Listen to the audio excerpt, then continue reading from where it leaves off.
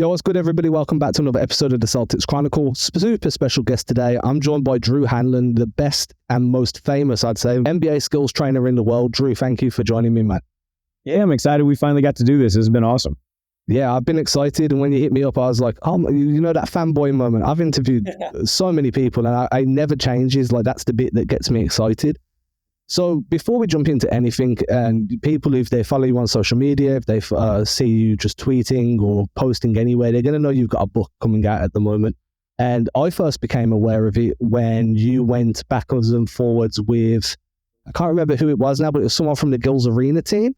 And Brandon Jennings. Yeah, there we go. And you just like, stop bullshitting yourself, because it's the name of the book. So what went into that? I just want to dive straight into this, because whenever somebody puts out a book, it's like hundreds and hundreds, if not thousands of hours that goes into editing and then proofing and then rewriting and all this crazy stuff that goes into making sure it gets approved by a publisher.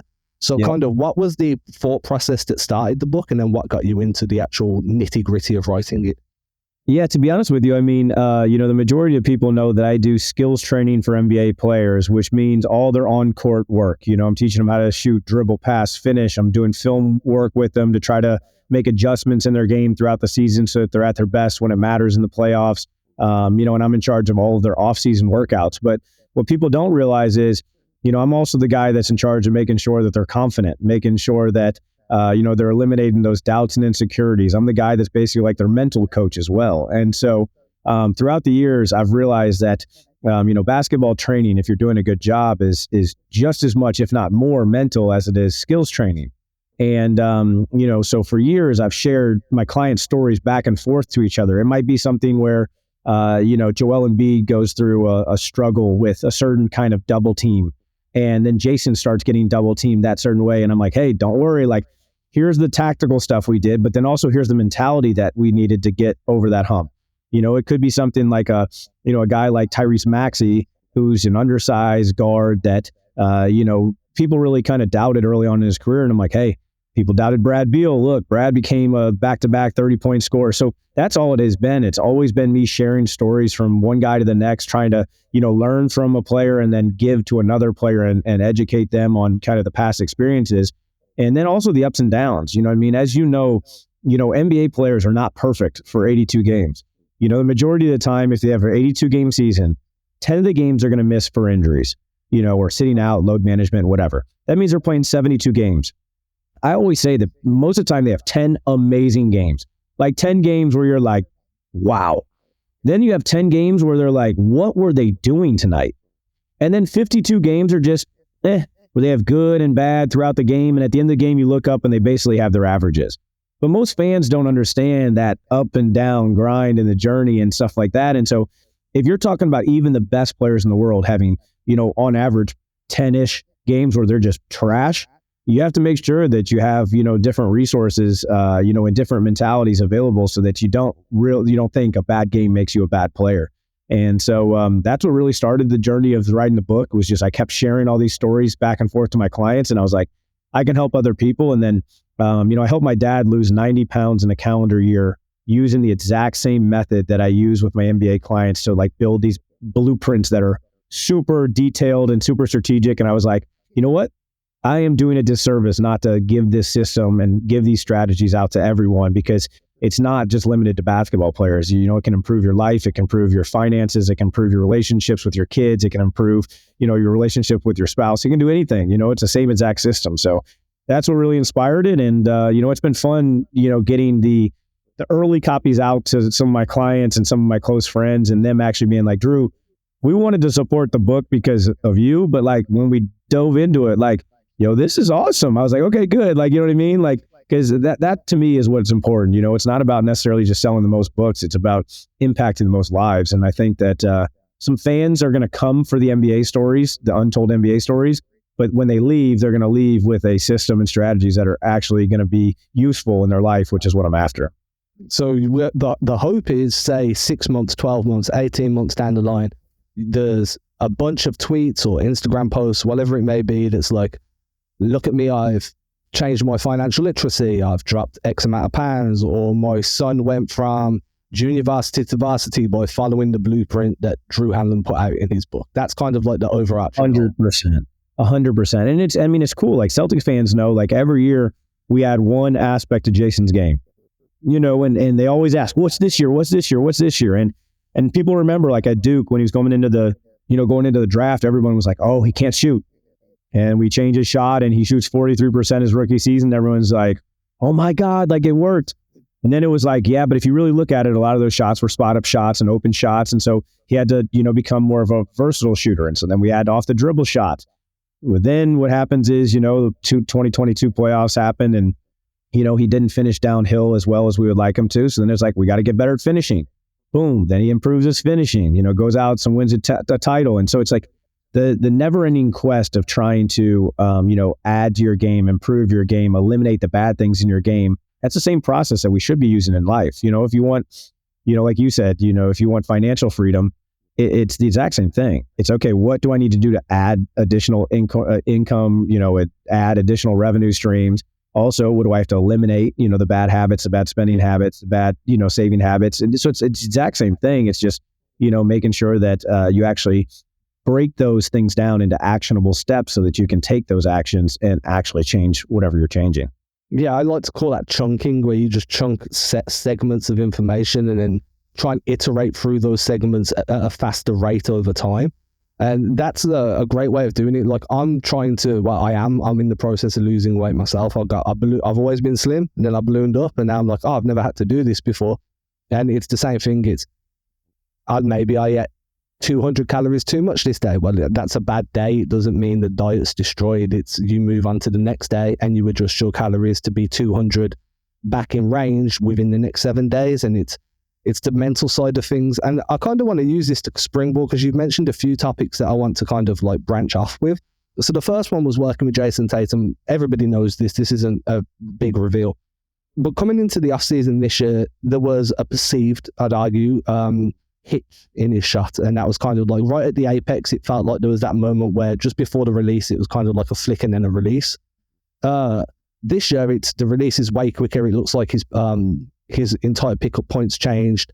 What goes into rebuilding a shot like that when it's already been so successful, right? Like not just from a mechanical standpoint, like that's super interesting, so please get into that, but also from like the mindset aspect of altering something that you're already a multi-time All-NBA first-team selection. You're already a multi-time All-Star. You've just won a championship, but we need to refine this because we're trying to build legacy, not just one patch of success. Yeah, I mean, the first thing that I would say is I'd compliment Jayson. You win a championship, you win a gold medal, and the first thing you do is like get back to work because you're like, I got to fix this. I got to get back to my best self. But the second thing is, I think the one thing a lot of Celtics fans don't understand, because they get mad every single time Jayson has a bad shooting night at me, they don't understand that we're not constantly doing new things. It's not like this season we're going to do this and this season we're going to try this. All we're trying to do is get it back to where we know works. We know the changes that we made in his pre-draft process, they work. But then his shot profile has changed. Like a lot of the reason why Jayson's not a 45% shooter is because he shoots very difficult shots. And if you look at even the playoffs when he was down, he actually shot 38%, when he was, basically catch and shoots and good shots. But it was off the dribble contested threes where he shot 10% or 11%, I think was in between those two. And so that's what dragged his numbers down. So if you really look at his shot profile, that was the biggest reason why. And what we did was we looked back at those misses and we said, why are you missing those certain shots? And we noticed that when players were defending him very tightly, a lot of times when they knew he was going to the side steps or when he was, coming off ball screens and was really heavily contested off the dribble, we noticed that his pickup point wasn't good. So then he was circling the ball, which means the pocket got high. When the pocket got high, the ball got flat. And it's just basically, when he was younger, he shot the ball way over his head and we had to lower his pocket so that he could have more of a shooting motion on the way up. And so we know that anytime he goes into slumps, the majority of the time he goes into slumps, that's what really occurs. The ball doesn't stay on the right side. And because the ball doesn't stay on the right side, he loops it. And when he loops it, then the pocket gets high. When the pocket gets high, he ends up holding it, which is what the normal fan thinks is a hitch. It's just because the ball's up, so it doesn't look as clean because he's not shooting on the way up. And so really, that's all we're trying to do. It's not like we're constantly changing the shot. It's we're trying to get back to what we know works. And the other thing that I relate to all the time is Celtics fans don't realize, like, they think I'm the guy that's like begging him to just jack a bunch of threes. And I'm like, guys, first off, years ago, we started with a mid-post, mid-range, low post. Like, that's what we started with. I idolized MJ. He idolized Kobe. But then a couple years back, the Celtics said, hey, we need you to be a more efficient basketball player. And so we spent a whole year eliminating, mid-range shots, bad mid-range shots. We still love when he slams on the break and, creates separation and rises up and knocks down a shot. It's just we don't want to settle for those. If we can get downhill, get to the rim, if you get downhill, you can also be a better playmaker. If you get downhill, you get to the free throw line more. If you get downhill, it also opens up the three-pointer more. You know what I mean? So there's a lot of things that go into just the shot profile. But, I'm a big believer in, like, get the best shots ever. So I'm the one that's actually screaming at him to not settle. You know what I mean? Like, when you get mismatches, I'm going, get downhill. Like, he can't guard you. Like, after every game, I'm sending him little clips and going, there's no way that this guy can stay in front of you. Just get downhill. And so I don't think that people realize, like, Jayson is very aware of, that he's capable of beating a lot of players off the bounce. He's also very aware that shooting a high volume of three-pointers has, helped the Celtics win more games. So, he's constantly evaluating out there on the floor what's best for my team, whether that's getting downhill and scoring, whether that's making a play for somebody else. Sometimes it's accepting a ball screen double and throwing it, and now they're playing 4-on-3 on the backside, or that's, him knocking down three-pointers. So I think that fans don't understand that these guys are hyper aware of everything that is going on, and they're trying to just impact winning at a high level, and so I think that's something that would be good for your audience, just being Celtics fans, because I love how passionate, Boston fans are.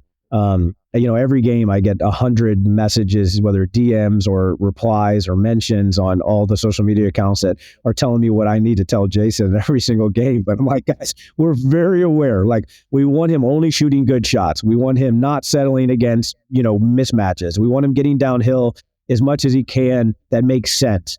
We also understand that he has to, you don't want to be just constantly going downhill and breaking down your body, because you want to be available, you want to be at your best, you want to be able to impact winning in the playoffs, which is the ultimate driving force of championships. So, but I think that's a long-winded answer just to give you kind of a, underside of, like, how the whole process goes as far as, like, fine-tuning your shot profile, fine-tuning your mechanics, and then just constantly not tweaking your shot, but just trying to get it back. And natural slippage occurs. Like, people don't realize that, like, if you've made a big shot change in your career at any point, it's likely there's going to be slippage where you have to get back to the change. And, I've experienced this with a bunch of guys, Zach LaVine, I rebuilt his shot in pre-draft. He has times where he's like, oh, I did this. Tyrese Maxey started off the season struggling from the three-point line, and it was all because of his balance. He was twisting and turning, and so we had to reestablish his base, and so people are like, oh, what shot change did you make? I'm like, we didn't change his shot necessarily. We just rebuilt his shot to be back to where we know it works. And so, that's the big thing. And I think the only problem with the analytic era we live in is people don't actually watch the games enough to understand, like, there is a complete difference between, let's use Jayson Tatum, Jayson's rookie season, where he was shooting a lot of catch and shoots, a lot of corner threes. It was also like there was other people that had gravity that were kicking out to him. Those are a lot easier shots than Jayson Tatum now, where he's coming off and shooting heavily contested shots or side steps against the best defenders, sometimes double teams, sometimes late shot clocks. So it's not that his shooting regressed. It's just he's shooting more difficult shots, which is, harder to do. And the last thing I'll say to give you some, like, facts, because, there's people that'll be like, oh, well, that's like Drew just sticking up for his guy and stuff like that. Right now in the NBA, there's only 12 players in the entire NBA that are making at least 1.5 made threes off the dribble per game while shooting 34%. That's it. So you go, okay, well, and those guys are Anthony Edwards, LaMelo Ball, Jayson Tatum, Donovan Mitchell, Steph Curry, Jordan Poole, Zach LaVine, Damian Lillard, Tyrese Halliburton, Cam Thomas, and Tyler Hero. Only 12. So people don't realize that, like, people just don't shoot well off the dribble yet. That's another evolution of the NBA is, like, if there's only 12 guys in the entire NBA that are shooting 34%, you just can't expect high volume off the dribble threes to be the most efficient shot yet. And it's something that we're going to continue to work on and hopefully, he can eventually master where it does become a weapon that everybody encourages more instead of tries to, bring him back.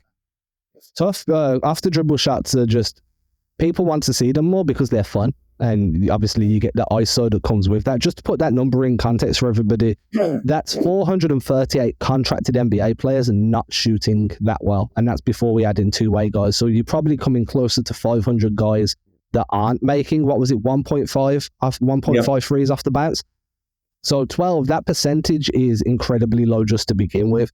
There's 2 points I wanted to go from here. So I'm kind of going to bounce around. Please don't think that I'm just scattergun. It's just I'm trying to pick up what you're saying and then find good avenues to go through. But one that really gets me, and probably not so much for you anymore because you're established, teams especially know the success rate you have with guys in refining. But early on in your career, how was that difficult getting players and more importantly, getting teams to accept you working with their players, working on things that might be outside of what they want their guys to do, but what will ultimately feed into what they want their guys to do? NBA teams probably really push back. Back in the day, they did. I remember David Lee was my first NBA client, and I remember being in the Warriors facility late at night one time, and Mark Jackson was like, David, and David was like, oh no, I'll come over there after I finish. He's like, no, now, he's like, who the hell is this guy? You know what I mean? And I was in college at the time, so he really was not a fan of, David working with a college, basketball player. But now, because I've had enough success and developed enough players, teams are normally very welcoming. And, the thing that I learned from an early age is you have to make sure that everybody's on the same page. Everybody's on the same page. So great example. Back, when Jayson, the Celtics front office and Brad Stevens, when he was coaching, when they were like, hey, we want his shot profile and diet to change, and we want a lot less long twos and a lot less mid-range twos in general, it didn't really matter what I thought. There might be times where we'd say, hey, well, these guys are really, Michael Jordan and Kobe Bryant and Kevin Durant, and you start naming off these guys and say all of them had great mid-range, and they're like, yes, but here's the data. You know what I mean? He's scoring, 0.88 points when he shoots these shots where we get 1.06 when he does that. Oh, okay. So it proves that the math is mathing. So at that point, then we make sure once we rally, we all are throwing out opinions and we're all given factual, things that represent kind of why we feel that way. And then we all together come up with a plan. That way the athlete isn't confused. That way the athlete isn't getting pulled and tugged on in different directions. We're all pushing them and pulling them in the same direction. And so, now the teams are very open because I work with the teams to make sure that the coach, the front office, the agent, anybody that is in that player's ear are all, saying the exact same things, and we're all pushing them in the same direction, because there are players and there are trainers that try to go against what's best for the team, and that ultimately, ends up bad in the long run. If you really want to impact winning at a high level, you have to make sure that everybody's on the same page.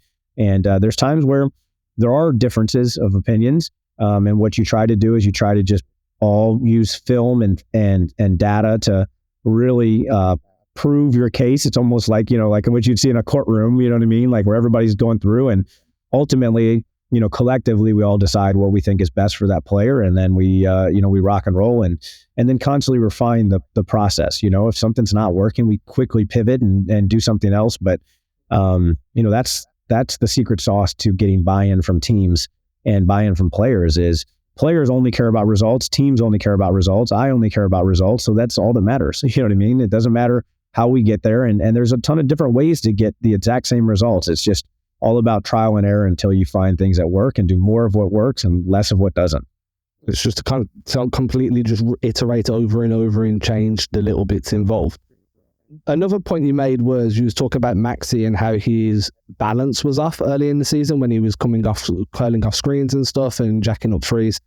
And this brought me back to an article I read from Dante DiVincenzo. I think it was during the summer or midway through last season when he was just having an absolute heater with the Knicks.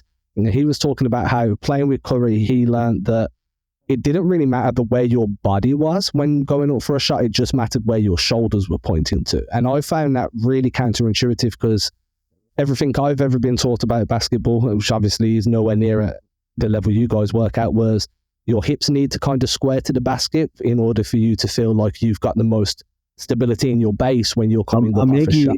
I'll cut you off and make you feel better, because we did a study and there is a direct correlation. The more you twist, the more you miss. So it's very similar. Steph Curry did a master class and he said, you never want the ball to be on your palm when you shoot. Steph Curry shoots every single time with his palm. And you can't find an image where his hand isn't there. Steph Curry in the masterclass says you got to be 10 toes to the rim. Steph Curry's never 10 toes to the rim. He's always angled and turned. What we found is, based on data, like facts, I'm a big facts over feelings guys, is basically where your feet start is where they should end, ideally. Now, obviously a right-hand player moving right or a left-handed player moving left, you're going to see some, change in that angle. But there's literally a direct correlation between the more you twist and the more you miss. You want to keep your feet the same width that they start, and you want to keep them at the same angle you start in a perfect world. Think about it. What's the most highly the highly made shot in the NBA? A free throw. Why? Because people don't move their feet, they don't twist and turn. They have the most, it's the most stable shot, the less moving parts. What's the second most consistent shot? Taking away the dunk and layup, talking about shooting actually. Spot up shot. Why? Because there's less moving, there's less motion, there's more stability. So it's like, if you think about even off the dribble, a hang dribble shot actually has a lot better value than a quick dribble shot, because you get the rhythm and you get to get your base underneath and you get less moving parts. So while they may say that you don't need it, and it isn't required, because there are people that have unbelievable touch, like Steph Curry. He's ridiculous. But even during the study, we found that Steph Curry had a direct correlation between the amount of twist and the amount of makes. And some of that is, again, shot profile, because, the more open he is, the less he's going to have to twist and turn, and he's got more time and all that kind of stuff. But I think you nailed it. What you said was not wrong at all. I mean, literally the data says the less you twist, the more you miss. So the more you miss. So it's like, we want stability. We want you to be on balance. We want you to be squared. We do want your shoulders, forward. But I think the agreement with that is, there's not a old school. I was taught, right, shoulders have to be aimed right at the rim. Your shoulders can start turned as long as they stay turned. You just don't want them to twist in air, which is really looking at. Because I found that such a wild comment, because obviously he was in the midst of his best 3-point shooting season. He looked like he was shooting at these mad angles coming off screens. And obviously Tibbs was running a bunch of different actions to get him going in those curling actions. So when I read that, I was like, I don't understand how that works. On a bigger scale for more people. So hearing somebody else say, no, definitely stay square and get those. It's always been for me, as long as you can straighten your hips up, you're going to have a better line of sight. And then it's all about repetition and mechanics. And again, there's a lot to do with confidence. You know what I mean? Confidence is so important. So if somebody gets to the point where they can make shots where they're twisting and turning, that adds, a whole nother layer of confidence. And that's what shooting is. It's about having consistent, repeatable mechanics. It's about being comfortable with your mechanics, and it's about being consistent with the results. And so if you have that confidence, that's that overcloud that hangs over everything. That's when you become an unstoppable shooter. And that's the problem, right? The only reason I'd be concerned about trusting that confidence is confidence comes and goes. And then when the slump comes and these unbelievable shooters have this stretch, and as you said at the start of the show, you've got a 50 to 60 game sample size where you're going to be in that average range. And then you're going to have 10 games that you're really below what your level is. Now, then 10 games come all at once, because when it rains, it pours, and that confidence slides. Then if you haven't been at least drilling the basics and drilling the positioning, is that when you're on the phone to guys like, yo, just get back to what we worked on during the summer, get back to... Yeah, I mean, that's what we're trying to do. We're trying to literally we just look side by side of film, and we say, this is your best shot. This is when you're at your best. And then we look at the current situation and just say, what's different?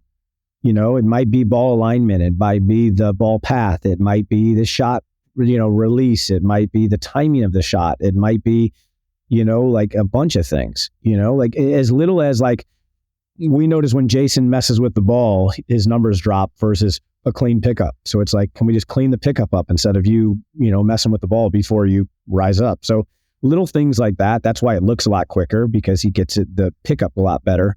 And then, instead of circling the ball, keeping it on the right side. And it's just, there's a lot of things that go into shooting. And again, everybody shoots it different too. I've got all these all-stars, I train 8 guys that have been an all-star, and they all have different shots. Like even somebody like a Tyrese Halliburton, like he's so unconventional. I haven't touched his shot because I'm like, he shoots it at such a high clip. I would never teach somebody how to like do this and like cross your hands, but it goes in. And so we don't touch it. There's other guys that have low pockets. You think about, guys like Maxey and Steph Curry and Trae Young, and they all have real low pockets. And we've always, when we were growing up, everyone was like, low pocket's bad, it'll get blocked. And those are like 3 of the best range shooters, so it's like, I really think that there's a lot of old school teaching out there that has been disproved based on the new generation. And I think it's because when you had let's say the 80s, let's say, like the 70s, let's say go back, most players there was no 3-point line. So when there was no 3-point line back in the day, why would you shoot from farther out? So if you're shooting closer in, it did make sense. Have a higher pocket and just shoot over people, don't get blocked, whatever. So you see the great shooters like the McHales, even like the Birds where it's over here. You have, I'm just naming some of the Celtics guys, but, there was a lot of players that had those high release points. Nowadays, you look at, almost everybody that shoots from deep. If you asked a fan, hey, you win $10,000 if you make a half-court shot, none of them are going to put the ball over their head. They're all going to shoot it from their chest because they need more power, more strength, more fluidity. So the farther out you shoot, you're going to need those exact same things, which is why you see some of the best players have lower shot pockets, it used to be like a cuss word in the shooting space of having a low pocket, but now it's actually sometimes a really beneficial thing. So you got, how can I word this now? Because I'm going right back to the beginning, but I'm tying it into everything we just spoke about in terms of like old school coaching, old school skills training. Earlier in the show, you mentioned working with guys like when you're being double teamed and what decision making to make, and when to pass, know when to kind of drag that dribble out, know when to call for a screen, whatever it may be, however you're teaching the guys. And there's obviously different voices from different eras of coaching, and the NBA is one of the unique positions where you're littered with different generations from top to bottom. Yep. Do you ever find yourself reaching out to a guy or a guy reaching out to you? And this is kind of where I lean into Anthony Edwards earlier in the season, where he was like, damn, people are double teaming me and I can't be who I'm meant to be. The offense just isn't there for me because I'm seeing 2 every time I touch the ball. Is that a position where you kind of reach out to them, or they reach out to you like, hey, I've seen what you did with Jayson, or I saw what you did with Tyrese. Is there any chance we could work together to get over this hump? Is that kind of how the hiring process? That is exactly how it works. I started with some of those St. Louis guys, Bradley Beal, David Lee, Jayson Tatum. I started with those guys because we're all from St. Louis. And so those were kind of the stem of everything. But then because, I worked with those guys, then I started adding other players. And so then I did pre-draft for, in high school, I had Zach LaVine at a basketball camp. And that's when we started working together. And him and Andrew Wiggins had the same agent. So I worked out both of those guys in the pre-draft process. Joel Embiid saw Andrew Wiggins, getting better and improving in the mid-post and stuff like that. He wanted that same work, so we started working together. Maxey saw the work that, we put in to help Joel become one of the best scorers in NBA history, and then he wanted to get in. And so that's all it is. And then Chet Holmgren was like, hey, I've seen what you did with Joel and Jayson. I want to be kind of a hybrid of those two. So, here we go. So it's like that is literally all I do is, people constantly reach out, and most NBA players, when they reach out, they have a certain thing. Like, Trey Murphy last summer was like, it was our first summer together, and he's had a great year, up there in the top of the most improved category. And Trey was like, yo, I see what you've done with Zach and Jayson, and I want that exact thing. I want you to teach me exactly how they drove. I want to teach exactly how they create shots. I need to add that element to my game because I already know how to shoot. And so that's really how I get all my clients. It's just one guy does really well, and then everybody else wants that same little chip that I inserted in their game, and the rest is kind of history. Please don't teach Anna how to deal with double teams. Like, he'll be unstoppable. I'm a big Ant guy. I'm a big JT guy. So can we just keep that? And does that happen as well? Like, you teach a guy some like an aspect of the game, and they're like, please don't show nobody else. Trust me, the players are fine with me working with all these other stars during the regular season. During the playoffs, it is like the biggest conflict ever. Like, you think about it in the Eastern Conference. whether it's the Pacers with Tyrese Halliburton, whether it's, the Sixers with Joel Embiid and Maxey or Kelly Oubre, and whether it's the Celtics with Jayson, whether it's the Heat with Tyler Hero, whether it's, you go down the list and you go, Drew's got one of the best players in almost, all the, Eastern Conference teams. That's why people laugh. They're like, what about the Knicks? I was like, I don't have any Knicks players, so I cheer against the Knicks. And then everybody loves that isn't a Knicks fan. Everyone hates that is a Knicks fan. But I mean, I just cheer for my players. And so it's hard, it's hard when, you like example, game 6 of, when Jayson came back, I'm mad at Jayson the whole game because I'm like, turn it around, but I'm also like happy for Joel. And then Jayson turns it up and now I'm happy for Jayson, but I'm sad for Joel. And then like, you know what I mean? Like it's a never ending cycle of like, you can't be happy. And to be honest with you, people are like, well, you definitely have favorites. I'm like, I really don't. Like, it's hard. And to be honest with you, I always feel for the person that lost more than I celebrate with the person that won. And so, that's the one part of my job that sucks. That's why I loved being there in the building for all the finals games, because I had no clients on the Mavericks. So I was 100% let's go JT.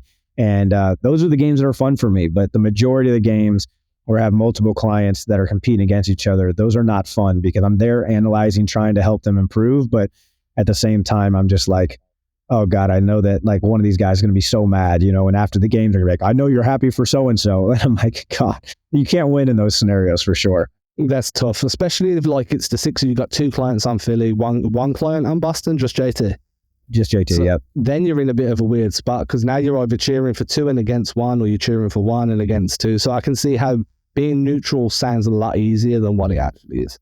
Yeah, there was one time I was sitting with Brandy courtside and Joel like turned around to say something to me and it was during a free throw, and so I was texting and Brandy like tapped me and she's like, I don't want to, but Joel's asking for you. And I was like this, and she goes, don't help him too much. Like, you know what I mean? Like, and that is just literally how it is. You know what I mean? It's everybody kind of thinking that I'm helping the other one more, but the truth is, I help all my guys, but I never share team secrets. I stay out of the, during any of the playoff runs, I stay out of all the scouting reports.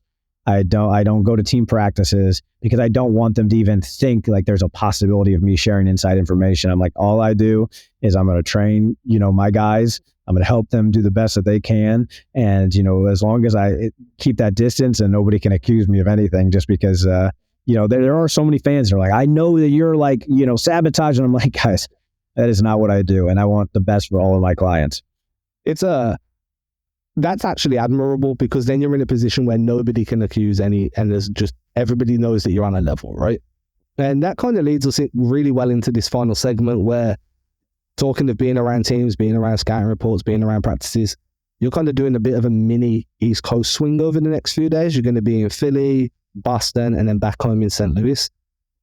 Basically doing kind of like a book tour, but like a live show discussion type thing with some really of your cool guys. Yeah, really cool. So I'm starting in Philadelphia. We're doing, I got a couple of guys there. So we're going to do a book signing at Barnes & Noble, which will be really fun.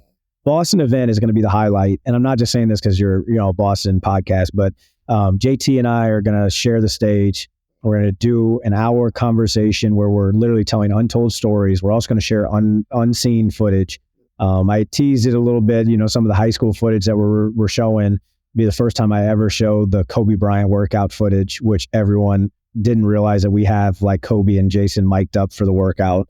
And then we're going to talk about everything. It'll be cool because you guys, as fans, you guys get to see the polished media version of JT because he's so professional and he has been ever since he was younger.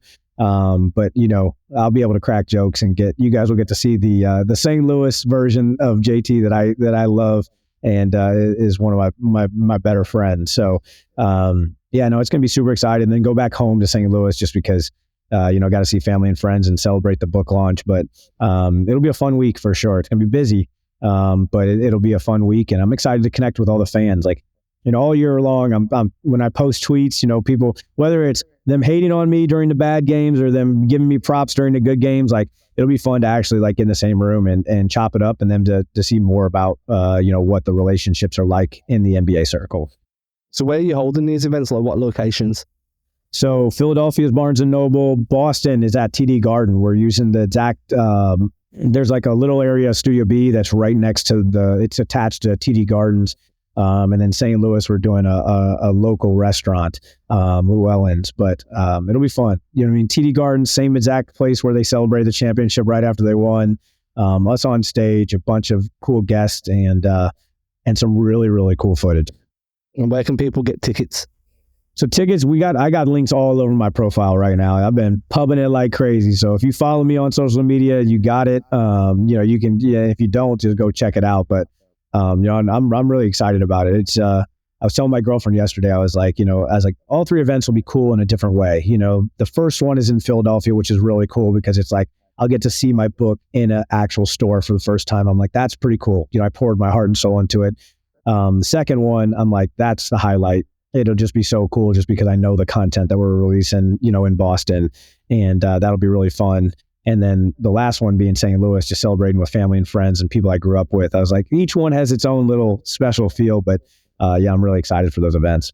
Do you know what I always find awesome? If I interact with somebody like you or John Corrales, who covers the Celtics out in Boston, obviously I'm out in the UK. I always find it awesome when I'm walking around a bookstore. My wife's a big reader. My daughter's a big reader. I try and do at least 2 books a month where possible. Sometimes I fail at that more often than I succeed. It's awesome when I've come across a book with somebody that I interact with that was published out in the States, but it's made its way over here. So if I do see it on the shelves, which I'm probably I am going to order it anyway off Amazon, but if I do see it on the shelves, just expect me to DM you or to tweet at you, being like, dude, man, you've made it international, which it will do, obviously. But it's always dope to see that, like, especially when it's the NBA, just seeing, a lot of people might not see it like this, but a book being published that's not necessarily NBA based, but is definitely around that kind of ecosystem, that making its way out elsewhere is actually really good for the growth of the game in itself. Not just in terms of, hey, it's an NBA book, but hey, this is kind of what goes on behind the scenes, because the further away you are from the States, and I know this firsthand, the more unplugged you are from a lot of the side quests, if you want to call it that. So I think it's an awesome opportunity for people to just get that, like, peel back the curtain, and then, as you said, to learn blueprints that make champions. Yeah, no, it's gonna be fun. And again, I've seen the game. I 2010 was my first clinic that I did in the UK. We did one in London, we did one in Manchester, and I remember back then, like, skills training in the basketball world was not really a thing. You had the academies for soccer, football for you guys, but for us, soccer. Yeah, there's very serious academies, but individual skill development for basketball in 2010 in the UK was not big. And, I kept going. I'd go back every year for a couple of years, and I skipped a couple of years. COVID, I didn't go for a 3-year period because of COVID. I just remember seeing the growth, though. And I was like, wow, people are starting to really, pour into basketball and starting to really take skill development, not just playing the game seriously. But I still think there's so much untapped potential, you know what I mean, in that realm. And so I totally agree. I think the game is becoming more and more global. And, the more that people can connect with the game outside of just watching the game, I think it's a really good thing for all people. Dude, I'm so jealous you came over to the UK. I played in the early 2000s, like 99 till like 06. We had no one, dude. The only good thing was I got to watch a lot of Nick Nurse because he was coaching Birmingham over here. So, like, I got to watch a bunch of Nick Nurse growing up, not realizing he was going to go and win the championship, right?